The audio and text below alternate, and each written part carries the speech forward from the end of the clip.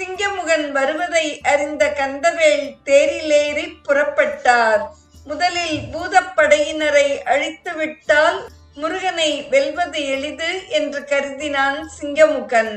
சுக்ராச்சாரியார் அவனுக்கு போதித்திருந்த ஒரு மாய மந்திரத்தை ஓதினான். அதனால் சிங்கமுகன் அனைவரும் வியக்கத்தக்க பேருருவை எடுத்துக்கொண்டான். 1000 சிங்க முகங்களுடன் வானளாவி நின்ற சிங்கமுகனை கண்ட வீரர்கள் திகைத்தனர். வீரர்களை தனது பெரிய வாய்களின் வழியே உள்ளிழுத்து கொண்டான். சிங்கமுகனின் உடலுக்குள் புகுந்துவிட்ட பூதப்படையினர் வெளியே வர இயலாமல் திண்டாடினர். முருகப்பெருமான் ஒரு கணையால் அவனது உடலில் பெரிய துளையை உண்டாக்கினான்.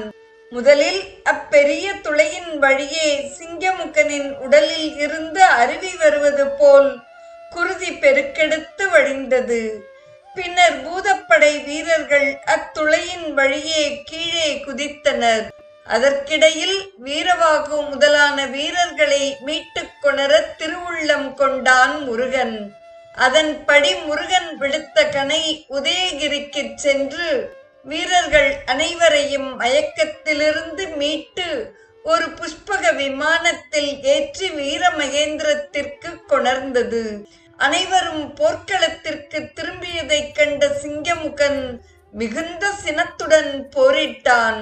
கந்தவேல் 1000 கணைகளை விடுத்து சிங்கமுகனின் 2000 கரங்களையும் துண்டித்தார். கரங்களை இழந்து நின்ற சிங்கமுகனை பார்த்து பூதப்படையினர் கைகொட்டி சிரித்தனர்.